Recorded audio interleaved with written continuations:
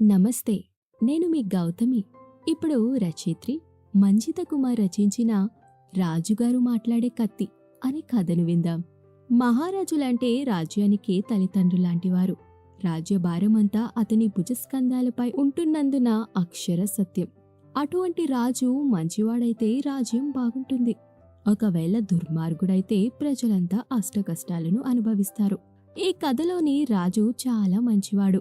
ప్రజలను కన్నబిడ్డల్లా కాపు కాస్తుంటాడు. అటువంటి రాజు చేతికి ఒక మాట్లాడే కత్తి చిక్కింది. దానితో మహారాజు ఏం చేశాడు, రాజ్యానికి ఎటువంటి ఉపయోగం జరిగిందనేదే ఈ కథ. అనగనగా త్రిపురాసురపురమనే ఒక మహా సామ్రాజ్యం. చుట్టూ ఎత్తైన కొండలు, పచ్చని మహావృక్షాలు, స్వచ్ఛమైన గాలులు, కొబ్బరి నీటిని పోలిన తీయని నదీ జలాలు, రకరకాల పశుపక్ష్యాదులు, జంతు జలాలు. అటువంటి అందమైన త్రిపురాసురపురానికి మహారాజే మన కథానాయకుడు. ఆయనే శ్రీ ధన్వంతేశ్వర చక్రవర్తి. తరతరాలుగా ఆయన ముత్తాత, తాత, తండ్రులే ఈ మహా సామ్రాజ్యాన్ని పాలిస్తూ ప్రజల మన్ననను అందుకున్నారు. దండెత్తిన శత్రుసేనను మట్టి కరిపించి సామ్రాజ్యాన్ని నలువైపులా విస్తరించారు. ఇప్పుడు ధన్వంతేశ్వర చక్రవర్తి రాజ్యమేలుతున్నాడు. ఒకరోజు మహారాజు వేటకు వెళ్లాడు. ఎంతసేపు గాలించినా అతడికి ఏ ప్రాణి కనిపించలేదు. దీంతో నిరాశ చెందిన మహారాజు ఒక సెలయేటి వద్ద కూర్చుని అలసట తీర్చుకోసాగాడు. ఇంతలో ఎవరైనా నన్ను రక్షించండి, దయచేసి నన్ను కాపాడండి అన్న మాటలు వినిపించాయి. మహారాజు వెంటనే పైకి లేచి అటూ ఇటూ పరికించాడు. కాని అతనికి ఏమీ కనిపించలేదు. ఇంతలో మళ్లీ కేకలు వినిపించసాగాయి. ఇక్కడ సరస్సులో ఉన్నాను, నన్ను కాపాడి పుణ్యం కట్టుకోండి అన్న మాటలు లోతులో నుంచి రాసాగాయి. వెంటనే మహారాజు సరస్సు వద్దకు వెళ్లి లోపలికి తొంగి చూశాడు. కాని అతడికి ఏమీ కనిపించలేదు. మళ్లీ సరిగ్గా చూసేసరికి ఏదో మెరుస్తూ కనిపించింది. ఏమిటా అని చూడగా అది ఓ కత్తి. కత్తిని పరికిస్తుండగా కత్తి మాట్లాడసాగింది. నన్ను పైకి తీయండి, ఈ నీటిలో ఉంటే ఇక నేను మనుగడ సాగించలేను అంటూ అరవసాగింది కత్తి. మహారాజు నిజంగా ఆశ్చర్యపోయాడు. కత్తి మాట్లాడడమేమిటా అనుకుంటూ అలాగే చూస్తుండిపోయాడు. మీకు నేను అన్నీ వివరంగా చెప్తాను, ముందు నన్ను పైకి తీయండి అంటూ మాట్లాడింది ఆ కత్తి. సరేనని మహారాజు అక్కడే ఉన్న ఒక పెద్ద చెట్టు కొమ్మను విరగ్గొట్టి దాని సాయంతో కత్తిని బయటికి తీశాడు. కళ్ళు జిగేల్మనిపించే అంత వెలుగు, స్వర్ణం మణికాంతులతో దగదగలాడుతున్న అపరూప కత్తి అది. మహారాజు విస్తుపోతూ ఆ కత్తినే చూస్తుండిపోయాడు. నమస్కారం, తమరిని చూస్తుంటే మహారాజులా ఉన్నారు, ప్రణామములు అంది వినయమైన స్వరంతో ఆ కత్తి. అవును, నేను మహారాజునే. ఇంతకీ నువ్వెవరు? కత్తి మాట్లాడడమేమిటి? నమ్మసగ్యంగా లేదే అన్నాడు ఆ మహారాజు ధన్వంతేశ్వర చక్రవర్తి. అవును, నేను మాట్లాడే కత్తిని. నా పేరు విప్రుడు. ఒక మహారుషి ఇక్కడ తపస్సు చేస్తూ ఉండేవాడు. ఒకరోజు ఓ రాక్షసుడు వచ్చి ఆ ఋషిని భుజించాలనుకున్నాడు. ఆ రాక్షసుడు వద్ద ఉండే కత్తినే నేను. రాక్షసుడు పెద్దగా నోరు తెరిచి ఋషిని మింగేయాలి అనుకున్నాడు. నేను టక్కున ఋషి కాళ్లపై పడిపోయాను. ఆ శబ్దానికి ఋషి కళ్ళు తెరిచాడు. ఎదురుగా ఉన్న రాక్షసుడిని చూసి తన తపస్సు భగ్నం చేయడమే కాకుండా తనను మింగేయడానికి వచ్చినందుకు కోపంతో ఊగిపోయాడు. రాక్షసుడిని భస్మం చేశాడు. రాక్షసుడు రాకను ఋషి తెలియచేసేలా నేను అతడి కాళ్లపై పడినందుకు గాను ఆనందించాడా ఋషి. నన్ను పైకి తీసి ప్రేమగా నిమిరాడు. రాక్షసుడి చెంతన ఉంటూ కూడా నాలో సద్బుద్ధి ఉన్నందుకుగాను మెచ్చుకుని నాకు మాట్లాడే వరం ఇచ్చాడు అంటూ దాని కథంతా చెప్పుకొచ్చింది కత్తి. మరి అప్పట్నుంచి నువ్వు ఏం చేస్తున్నావు? ఇలా సరస్సులో ఎలా పడిపోయావు అంటూ అడిగాడు మహారాజు. అదా, నా బుద్ధి లేని తలం వల్లే ఇలా జరిగింది మహారాజా. అనూహ్య రీతిలో నాకు మాటలు రావడంతో రెక్కలొచ్చిన పక్షిలా అయింది నా పరిస్థితి. ఋషి తన తపస్సును ఇక్కడే కొనసాగించాడు. నా పాటకి నేను ఊరుకోకుండా తెగ మాట్లాడుతూ ఉండేవాడిని. మాట్లాడుతూ ఉంటే వింతగా కొత్తగా అనిపించేది. దీంతో నా నోరు ఊరుకునేది కాదు. అయితే నా వాగుడికి ఋషి తపస్సు ఆటంకం ఎదురైంది. ఆయన నాపై కోపించి సరస్సులో పారేశాడు. నేను క్షమించమని పరిపరి విధాలు కోరగా ఒకతను వచ్చి నన్ను సరస్సు నుంచి పైకి తీస్తాడని ఆయన సేవలోనే తరించమని చెప్పాడు అంటూ ఆ కథ చెప్పుకొచ్చింది. అంటే అంటూ అనుమానంగా అడిగాడు ధన్వంతేశ్వర చక్రవర్తి. తమరే మహారాజా, ఇంకా అనుమానమా? నాకు శాప విమోచనం చేశారు. ఇక మీతోనే నేను అంది ఆ కత్తి. మాట్లాడే కత్తి ఈ ప్రపంచంలోనే ఎవ్వరికీ ఉండదని, తనను అందరూ ప్రత్యేకంగా చూస్తారని మహారాజు కూడా తెగ సరదా పడ్డాడు. వెంటనే కత్తిని తీసుకుని తన అశ్వంపై రాజ్యానికి తిరిగి ప్రయాణమయ్యాడు. మహారాజా, ఒక్క విషయం, నేను మాట్లాడుతున్నానన్న విషయం ఎవ్వరికీ తెలియరాదు. ఇది ఒక రహస్యమే, సరేనా? ఒకవేళ నేను మాట్లాడినా అది మీకు తప్ప ఎవ్వరికీ వినిపించదు అంటూ చెప్పుకొచ్చింది కత్తి. అటులనే విప్రా అన్నాడు మహారాజు. అలా కబుర్లు చెప్పుకుంటూ మహారాజు తన రాజ్యానికి చేరాడు. తన శయన మందిరంలోనికి వెళ్లి పన్నీరు కలిపిన నీటితో స్నానమాచరించాడు. ఆ తరువాత కత్తిని తన పూజా మందిరంలోకి తీసుకుని వెళ్లి పరమేశ్వరుడికి చెంత ఉంచి ప్రత్యేక పూజ చేశాడు. అప్పుడే అక్కడికి వచ్చింది మహారాణి ఉత్పలమాల. మహారాజా, నమస్సులు. మీ వేట ఎలా సాగింది? ఇంతకీ ఈ కత్తి ఎక్కడిది? ప్రత్యేక పూజ చేస్తున్నారు, ఏమిటి విశేషం అంటూ అడిగింది ఉత్పలమాల. ఈ కత్తి గురించి తర్వాత చెప్తాను, ముందు భోజనాలు సిద్ధం చెయ్యండి, చాలా ఆకలిగా ఉంది అన్నాడు మహారాజు. చిత్తం మహారాజా, మీకు ఇష్టమైన తీపి భక్ష్యాలు, నేతి అన్నం సిద్ధం చేయించి ఉంచాను, రండి ఆరగిద్దురుగాని అంటూ భోజనాలశాలకు దారి తీసింది ఉత్పలమాల. కాని ఆమె కన్నులన్నీ కత్తిపైనే ఉన్నాయి. వేటకు వెళ్లిన మహారాజు కత్తితో తిరిగి రావడంతో ఏదో మర్మం ఉందని ఆమెకు అనిపించసాగింది. మహారాజా, వంటకాలు బాగున్నాయా అని అడిగింది ఉత్పలమాల వడ్డిస్తూ. భేషుగ్గా ఉన్నాయి మహారాణి. మన వివాహమై 3 మాసాలు గడుస్తున్నా ప్రతి పూట ఈ ప్రశ్న మమ్మల్ని అడుగుతూనే ఉంటారా మీరు? నవ్వుతూ అడిగాడు మహారాజు. 3 మాసాలు కాదు కదా, 300 వసంతాలు పూర్తయినా కూడా ప్రతి భార్య భర్తను అడిగే ప్రశ్నే ఇది మహారాజా. అవును, ఇంతకీ కత్తి గురించి చెప్పనేలేదే. మరోసారి కత్తి ప్రస్తావన తీసుకువచ్చింది ఉత్పలమాల. ఆమెకు కత్తి గురించి తెలుసుకోవాలన్న ఉబలాటం ఇంతకింతకు ఎక్కువ కాసాగింది. కత్తా? అదో మామూలు కత్తే సుందరి. వేట కోసం వెళ్ళినప్పుడు దొరికింది. స్వర్ణ మణిమైనది.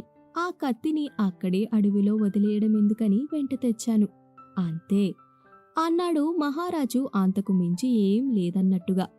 ఓ అవునా అంటూ మహారాణి ఊరుకుంది. భోజనాలు అనంతరం మహారాజు శయన మందిరంలో నిద్రించాడు. మరుసటి రోజు ఉదయమే స్నాన పూజ కార్యక్రమాలు ముగించి కత్తిని తీసుకుని తన వద్ద ఉంచుకున్నాడు. రాజ్యసభలోకి ప్రవేశించాడు. రాజగురువు, మంత్రివర్యులు, సైన్యాధీక్షులు, ఇతర బృందమంతా అక్కడ మహారాజు రాకకై ఎదురుచూస్తోంది. అందరికీ నమస్సులు, ఆసీనులు కండి. ఏమిటి మన రాజ్యంలో పరిస్థితి అని అడిగాడు మహారాజు. అంతా ప్రశాంతమే మహారాజా. తమరి పాలనలో ప్రజలు ఎంతో ఆనందంగా జీవించసాగుతున్నారు.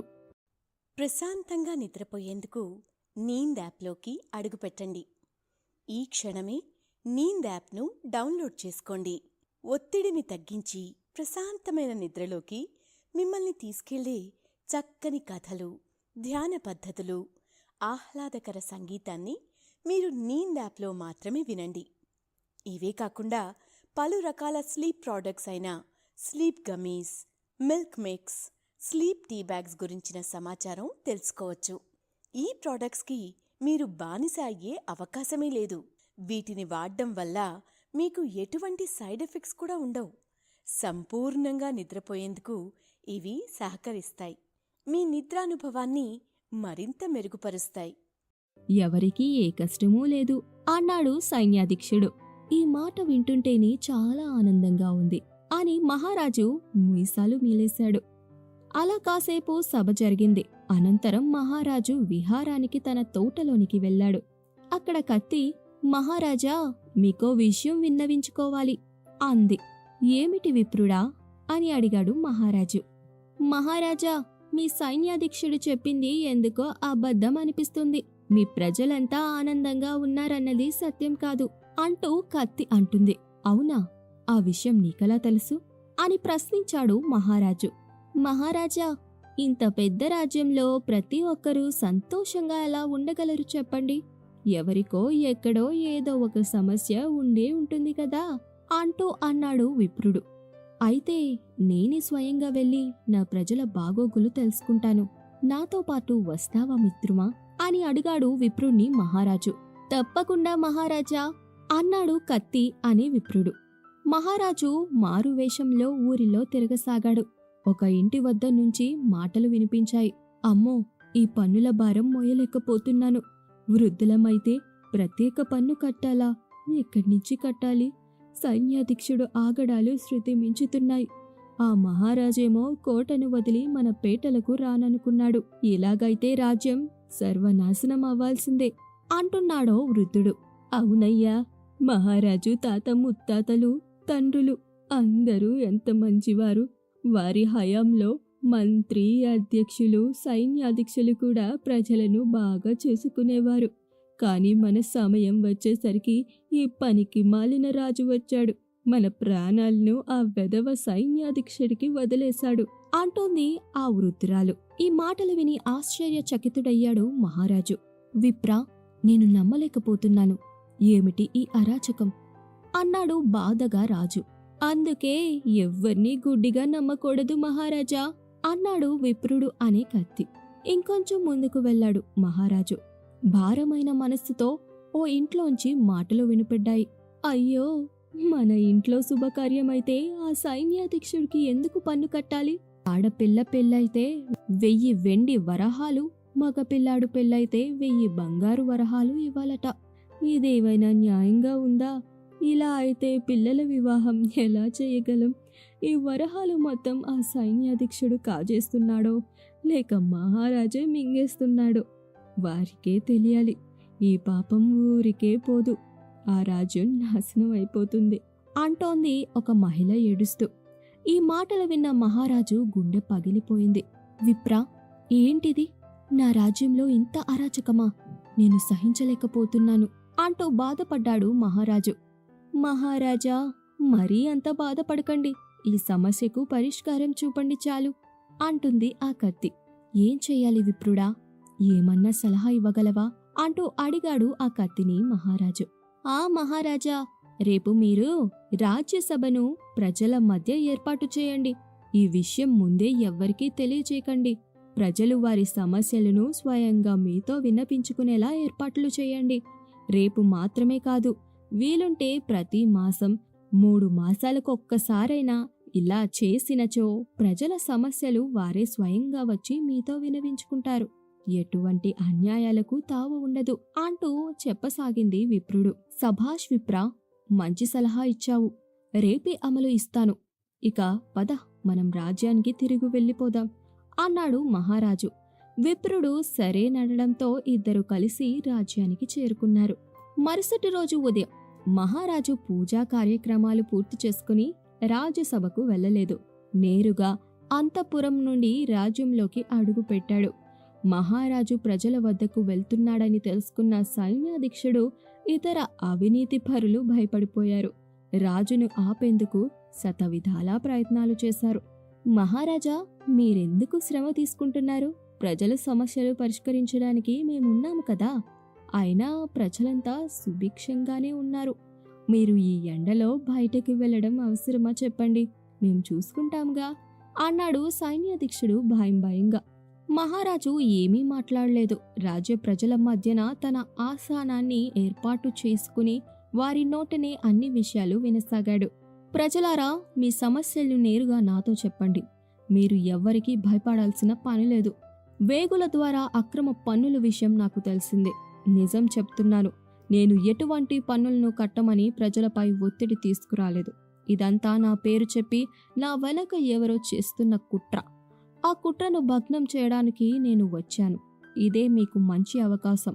భయాలు దూరం చేసుకుని విద్రోహుల పేర్లు చెప్పండి అని అడగసాగాడు రాజు. మొదట ప్రజలంతా కాస్త భయపడినా మహారాజు ఇచ్చిన ధైర్యంతో ఒక్కొక్కరిగా ప్రజలంతా వచ్చి సైన్యాధీక్షుడు తమను ఎలా దోచుకుంటున్నాడో, తమ వద్ద ఎటువంటి పన్నులు వసూలు చేస్తాడో చెప్పసాగాడు. ఇదంతా విన్న మహారాజు సైన్యాధీక్షుడి వైపు కోపంగా చూశాడు. ఏమంటావు సైన్యాధీక్ష? ఇదేనా తమరి నిర్వాకం?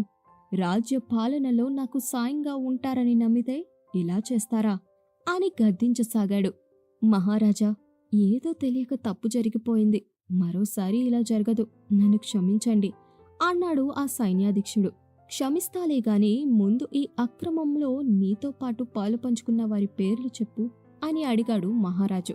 అది అది అంటూ నీళ్లు నములుతున్న సైన్యాధ్యక్షుడితో, ఒకవేళ నువ్వు వాళ్ళ పేర్లు చెబితే నీకు శిక్ష వెయ్యకుండా వారికి వేస్తాను మిత్రమా అన్నాడు మహారాజు భరోసా ఇస్తున్నట్టుగా. వెంటనే సైన్యాధ్యక్షుడు తడుముకోకుండా ఓ 5 పేర్లను చెప్పేశాడు. ఆ పేర్లు ఉన్న వారిని తీసుకురమ్మని మహారాజు సైనికులకు ఆజ్ఞ వేశాడు. ప్రజలంతా ఏం జరగబోతుందా అని ఆతృతగా చూడసాగారు. ఆ 5 రాగానే మహారాజు వారిని తేరిపారా చూశారు. మీరా?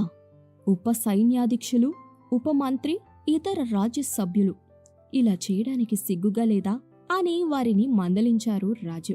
ప్రజలారా, మిమ్మల్ని పన్నులు పేరిట పట్టిన పీడించిన వీరిని ఏం చేద్దాం చెప్పండి అని అడిగాడు మహారాజు ప్రజలను. ఊరి తీయండి మహారాజా అంటూ ప్రజలు అరవసాగారు. ప్రజలు అభిష్టం మేరకు అప్పటికప్పుడు వారి ఎదుట అక్రమంగా పన్నులు వసూలు చేసిన అందరికీ ఉరితీశాడు మహారాజు. ప్రజలంతా ఆనందపడ్డారు. వెంటనే కత్తి మహారాజుతో, మహారాజా, ప్రజల వద్ద వసూలు చేసిన పన్నులను వారికి తిరిగి ఇవ్వండి అని మరో సలహా ఇచ్చింది. అద్భుతమైన ఆలోచన అంటూ మహారాజు మంత్రివైపు చూశాడు. మంత్రివర్య, సైన్యాధీక్షుడు దోచిన ధనాన్ని ప్రజలకే పంచి ఏర్పాట్లు వెంటనే చేయండి అంటూ ఆజ్ఞాపించాడు మహారాజు. చిత్తం మహారాజా అన్నాడు మహామంత్రి. మహారాజా, ప్రజలకు మీరు ఉన్నారన్న భరోసానివ్వండి అని కత్తి మహారాజుతో అంది. తప్పకుండా అన్నాడు మహారాజు. ప్రజల వైపు తిరిగి చూశాడు. నా ప్రియతమ ప్రజలారా, ఇకపై మీకు ఏ సమస్య ఉన్నాదో నాతో నేరుగా తెలియచేయండి. ప్రశాంతంగా నిద్రపోయేందుకు నీంద్ యాప్లోకి అడుగుపెట్టండి. ఈ క్షణమే నీంద్ యాప్ను డౌన్లోడ్ చేసుకోండి. ఒత్తిడిని తగ్గించి ప్రశాంతమైన నిద్రలోకి మిమ్మల్ని తీసుకెళ్లే చక్కని కథలు, ధ్యాన పద్ధతులు, ఆహ్లాదకర సంగీతాన్ని మీరు నీంద్ యాప్లో మాత్రమే వినండి. ఇవే కాకుండా పలు రకాల స్లీప్ ప్రోడక్ట్స్ అయిన sleep gummies, milk mix, sleep tea bags గురించిన సమాచారం తెలుసుకోవచ్చు. ఈ ప్రోడక్ట్స్కి మీరు బానిస అయ్యే అవకాశమే లేదు. వీటిని వాడడం వల్ల మీకు ఎటువంటి సైడ్ ఎఫెక్ట్స్ కూడా ఉండవు. సంపూర్ణంగా నిద్రపోయేందుకు ఇవి సహకరిస్తాయి. మీ నిద్రానుభవాన్ని మరింత మెరుగుపరుస్తాయి. మన రాజ్యంలో అవినీతి పరులకు చోటు లేదు. చూశారుగా, ఇలా అక్రమాలకు పాల్పడిన వారిని ప్రజల సమక్షంలో ఉరితీస్తాను అంటూ హామీ ఇచ్చాడు మహారాజు. దీంతో ప్రజలంతా ఎంతో సంతోషించారు. మహారాజుకు జై, మహారాజుకు జై అంటూ ఆకాశాన్ని అంటేలా నినాదాలు చేశారు. మహారాజుపై పుష్పవర్షం కురిపించారు. ఆ రోజు రాత్రి మహారాజు తన కత్తిని చేతుల్లోకి తీసుకుని మాట్లాడసాగాడు. విప్రా, నువ్వే లేకుంటే నా రాజ్యం ఏమైపోయేదో. ఏదో ఒకరోజు ప్రజలంతా తిరుగుబాటు చేసేవారు, నన్ను హతమార్చేవారు అని బాధపడ్డాడు మహారాజు. మహారాజా, అలాంటిది ఏమీ జరగదు, నేను జరగనివ్వను కూడా అన్నాడు విప్రుడు మహారాజుకు ఓదారిస్తూ. అప్పుడే మహారాణి లోపలికి వస్తున్నట్టు సందేశం రాగానే విప్రుడిని పక్కన పెట్టేశాడు మహారాజు. ఏవండి, సైన్యాధీక్షుడు ఇంతటి దారుణాన్ని తలపడ్డాడంటే నేను నమ్మలేకపోతున్నాను. నన్ను క్షమించండి. నా చిన్నాన్న కుమారుడని వాడికి మీరు పెద్ద హోదానిస్తే వాడు చివరికి ఇలా చేశాడు అంటూ బాధపడింది మహారాణి. ఇందులో నీ తప్పేముంది ఉత్పలమాల? నీకు తెలిస్తే ముందే మాకు తెలియజేసేదానివి కదా అన్నాడు మహారాజు. మీకోసం నేను తీయని పాయసాన్ని తీసుకువచ్చాను మహారాజా, స్వీకరించండి అంది మహారాణి మహారాజు చేతుల్లోకి పాయసం అందిస్తూ. పాయసమా? ఇప్పుడా? ఏమిటి విశేషం అని అడిగాడు మహారాజు. మహారాజా, మీకు గుర్తుందా? మా నాన్నగారు మీ నాన్నగారు బద్ధ శత్రువులు. ఒక యుద్ధంలో మా నాన్నను చిన్నాన్నను హతమార్చి మా రాజ్యాన్ని స్వాధీనం చేసుకున్నారు. అయితే మీ మంచితనంతో మీరు నన్ను, నా చిన్నాన్న కొడుకును బానిసలుగా చేయకుండా మీ ఇంట్లో వారిగా చూసుకున్నారు. అలా మనిద్దరి మధ్య ప్రేమ చిగురించి మన వివాహం చేసుకున్నాము. ఇక మా తమ్ముడిని సైన్యాధీక్షుడు చేశారు, నన్ను పట్టపురాణిని చేశారు. నేటికి 4 మాసాలు గడిచింది. అందుకే ఈ శుభదినాన్న సూచిస్తూ మీకోసం ప్రత్యేకంగా పాయసాన్ని తీసుకువచ్చాను అంటూ పాయసాన్ని తినమంటూ సైగ చేసింది ఉత్పలమాల ప్రేమగా. మహారాజు ఆ పాయసాన్ని స్వీకరించబోగా విప్రుడు వారించాడు. మహారాజా, నాకెందుకో అనుమానంగా ఉంది. ఈ పాయాసాన్ని మీరు సేవించరాదు అన్నాడు కత్తి. మాట్లాడే కత్తి మాటలకు మహారాజు విస్మయం చెందాడు. కాని మహారాణి ఎదుట ఏమనగలడు? మహారాణి, నాకిప్పుడు పాయసం ఆరగించాలని లేదు. రేపు స్వీకరిస్తాను. నీకు సమ్మతమేనా అని అడిగాడు ప్రేమగా. నేను ఎంతో ప్రేమగా మీకోసం పాయసం తీసుకువస్తే మీరు ఆరగించరా? నేను వినను. ఇప్పుడు మీరు స్వీకరించాల్సిందే అంటూ పట్టుపట్టింది మహారాణి.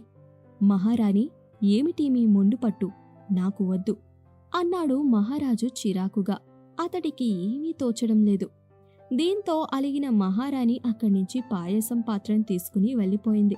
మహారాణి వెళ్ళగానే మహారాజు విప్రుడితో మాట్లాడసాగాడు. ఏమిటి మిత్రమా నీ అనుమానం? నా భార్య ప్రేమతో తెచ్చిన పాయసాన్ని తీసుకోవద్దని చెప్పావు అంటూ కత్తిని అడగసాగాడు మహారాజు సందేహంగా. మహారాజా, అందులో విషముందని నా అనుమానం అంటూ మాట్లాడే కత్తి చెప్పసాగింది. ఏమిటి విషమా? నీకెలా తెలుసు? ఆశ్చర్యపోతూ అడిగాడు మహారాజు. మహారాజా, ఇంతకు ముందు మహారాణి మీతో చెప్పిన మాటలను నేను విన్నాను. ఎంత చెడ్డవాడైన సోదర్ని కోల్పోయినా బాధ ఆమెలో లేదు. పైగా మీరే స్వయంగా సైన్యాధ్యక్షుణ్ణి అంటే ఆమె చిన్నాన్న కుమారుణ్ణి ఉరితీశారు. ఆ కోపం మీపై లేకుండా మీకోసం ఈ సమయంలో స్వయంగా చేసి మరీ పాయసం తీసుకువచ్చారేమిటి? ఏమన్నా నమ్మశక్యంగా ఉందంటారా అంటూ మాట్లాడే కత్తి చెప్పేసరికి అంటే అంటే అంటూ నమ్మలేకపోయాడు మహారాజు. మహారాజా, ఒకవేళ పాయసంలో విషం లేకుంటే మహారాణి ఆ పాత్రను ఇక్కడే వదిలేసి వెళ్ళి ఉండేది కదా. ఎందుకు తనతో పాటు తీసుకువెళ్ళింది? అంటే అందులో విషం ఉందనే కదా. ఎవరికైనా అనుమానం వస్తుందని ఇక్కడ్నుంచి తీసుకువెళ్ళింది అంటూ చెప్పసాగింది మాట్లాడే కత్తి. దీంతో మహారాజుకు మనసు బరువైపోయింది. విప్రుడా, ఏమిటి? నా భార్య నన్ను విషం పెట్టి చంపాలనుకుంటోందా అన్నాడు మహారాజు. కావాలంటే మీరు మహారాణిని ఒక కంట కనిపెట్టండి మహారాజా. నిజ నిజాలు మీకే తెలుస్తాయి అన్నాడు ఆ విప్రుడు. అవును, అదీ నిజమే అంటూ మహారాజు వెంటనే మహారాణి మందిరం వైపుకు వెళ్ళాడు. మహారాణి ఎంతో ఆగ్రహంతో ఉంది. తన ఇష్ట సఖితో ఏదో మంతనాలు చేస్తోంది. మహారాజుకు నాపై అనుమానం వచ్చినట్టుంది. పాయసాన్ని తీసుకొనలేదు. నా తండ్రిని చిన్నాన్నను చంపారు. ఇప్పుడు నా సోదరిని ఉరితీశారు. ఇంకా ఈ రాజ్యంలో నేను మహారాణిగా ఉండడం నాకిష్టం లేదు. వెంటనే మహారాజును హతమార్చి ఈ రాజ్యాన్ని నా కైవసం చేసుకుంటాను అని మహారాణి అనసాగింది. చేతిలోని పాయసం పాత్రను అక్కడే ఉన్న పిల్లికి పోయగా అది తాగిన పిల్లి అక్కడికక్కడే మరణించింది. ఈ దృశ్యాన్ని కల్లారా చూసి చెవులారా విన్ని బిత్తరపోయాడు మహారాజు. వెంటనే తన మందిరానికి తిరిగి వచ్చి కన్నీళ్లతో విప్రుణ్ణి చేతుల్లోకి తీసుకున్నాడు. విప్రా, ఏ క్షణంలో నువ్వు నాకు దొరికావో కాని నా కళ్ళు తెరిపించావు. నా రాజ్యంలో ప్రజల కష్టాలను తీర్చావు. అక్రమార్కులను ఉరితీయించావు. ఇప్పుడు నా భార్య శత్రువుని గుర్తించేలా చేశావు. నీ మేలు మరవలేను. చెప్పు, కింకర్తవ్యం ఏమిటి అని అడిగాడు మాట్లాడే కత్తి విప్రుణ్ణి. మహారాజా, మహారాణికి ఏ శిక్ష విధిస్తారో అది మీ ఇష్టం. ఎంతైనా ఆమె మీ భార్య కదా అంది మాట్లాడే కత్తి మహారాజు ఉదాసీనంగా ఉండడం గమనించి. ఎవరక్కడా అని పిలిచాడు మహారాజు. వెంటనే 2 భటులు అక్కడికి చేరుకున్నారు. మహామంత్రిని పిలిపించండి అని ఆజ్ఞ ఇచ్చాడు మహారాజు. భటులు వెళ్లి మహామంత్రికి కబురు అందించారు. ఆ రాత్రివేళ మహారాజు నుంచి పిలుపు రావడంతో ఏమై ఉంటుందా అని గాబరా పడుతూనే మహారాజు మందిరానికి వచ్చాడు మహామంత్రి. మహారాజా, ఏమైంది? ఈవేళ నన్ను రమ్మని కబురు చేశారు అంటూ ప్రశ్నించాడు మహామంత్రి. మహామంత్రి, మీకు తెలిసిన విషయమే కదా, మహారాణి మన శత్రువుల బిడ్డ. ఆమె నన్ను వివాహం చేసుకున్న మాటే కాని అది ప్రేమతో కాదని పగ తీర్చుకోవడానికని నాకు ఆలస్యంగా తెలిసిందే. కొంతసేపటి క్రితం ఆమె నాకు విషమివ్వడానికి కూడా సిద్ధపడింది. ఇప్పుడు ఏం చేద్దామో తెలియచేయండి అన్నాడు మహారాజు. ఆశ్చర్యపోయిన మహామంత్రి, మహారాజా, ఇలా అంటున్నానని అన్యథా భావించకండి. మహారాణిని కారాగారంలో వేసినా ప్రమాదమే. దేశ బహిష్కరణ చేసినా ఎప్పటికైనా ఆమె వెనక్కి రావచ్చు. కాబట్టి శత్రువులను, శత్రుశేషాన్ని ఎప్పటికప్పుడు మట్టుపట్టడమే మహారాజుల కర్తవ్యం. రాజ్యానికి సుభిక్షం అని సలహా ఇచ్చాడు మహామంత్రి. ఎవరక్కడా అని పిలిచాడు మహారాజు. భటుల రాగానే వెంటనే మహారాణిని ఆమె ఇష్టసఖిని బంధించి తీసుకురామని ఆజ్ఞ ఇచ్చాడు. ఆశ్చర్యచకితులైన భటులు చిత్తం మహారాజా అంటూ అక్కడ్నుంచి వెళ్ళిపోయారు. కాసేపటికి మహారాణిని ఆమె ఇష్టసఖిని బంధించి తీసుకువచ్చారు. మహారాజు తను విన్నది చూసినది అంతా ఆమెకు తెలియజేయగా మహారాణి బిగ్గరగా నవ్వింది. ఆహా, ఇంతకాలానికి నీకు నిజం తెలిసినందుకు నాకు చాలా ఆనందంగా ఉంది. ఎన్నటికైనా నేను మట్టు పెట్టేదాన్ని అంటూ నవ్వసాగింది మహారాణి. ఇంతలో మహారాజుకు తీవ్రమైన కోపం రాగా తన మాట్లాడే కత్తితో మహారాణిని ఆమె ఇష్టసఖిని హతమార్చాడు. మహారాణి చేసిన మోసం గురించి ప్రజలందరికీ తెలియజేయమని మహామంత్రి భటులకు ఆదేశాలు జారీ చేశాడు. అనతి కాలంలోనే మహారాజుకు సామంత రాజకుమార్తె ఏకాంబరీదేవితో కళ్యాణం జరిగింది. మాట్లాడే కత్తి సాయంతో మహారాజు మరెన్నో ఏళ్లు సంతోషంగా రాజ్యమేలాడు. మహారాజు హయంలో ప్రజలంతా ఆనందంగా జీవించసాగారు. శుభం. మిత్రులారా, విన్నారుగా ఈ కథను. మీకు నచ్చిందనే ఆశిస్తున్నాను. మహారాజు వద్ద ఉన్న మాట్లాడే కత్తి వల్ల మహారాజుకు ఎంత లాభం జరిగింది కదా. లేకపోతే నమ్మిన పాపానికి అతడి భార్య చేతిలోనే లేక బామ్మర్ది చేతిలోనే హతమయ్యిపోయే ఉండేవాడు. అందుకే కళ్ళతో చూసేదంతా నిజం కాదని, చెవులతో వినేదంతా నిజం కాదని అంటారు. ఇక సెలవు మరి. శుభరాత్రి.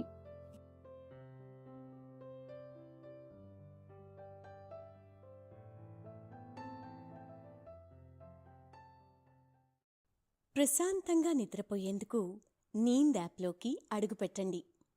ఈ క్షణమే నీంద్ యాప్ను డౌన్లోడ్ చేసుకోండి. ఒత్తిడిని తగ్గించి ప్రశాంతమైన నిద్రలోకి మిమ్మల్ని తీసుకెళ్లే చక్కని కథలు, ధ్యాన పద్ధతులు, ఆహ్లాదకర సంగీతాన్ని మీరు నీంద్ యాప్లో మాత్రమే వినండి. ఇవే కాకుండా పలు రకాల స్లీప్ ప్రోడక్ట్స్ అయిన sleep gummies, milk mix, sleep tea bags గురించిన సమాచారం తెలుసుకోవచ్చు. ఈ ప్రోడక్ట్స్కి మీరు బానిస అయ్యే అవకాశమే లేదు. వీటిని వాడడం వల్ల మీకు ఎటువంటి సైడ్ ఎఫెక్ట్స్ కూడా ఉండవు. సంపూర్ణంగా నిద్రపోయేందుకు ఇవి సహకరిస్తాయి. మీ నిద్రానుభవాన్ని మరింత మెరుగుపరుస్తాయి.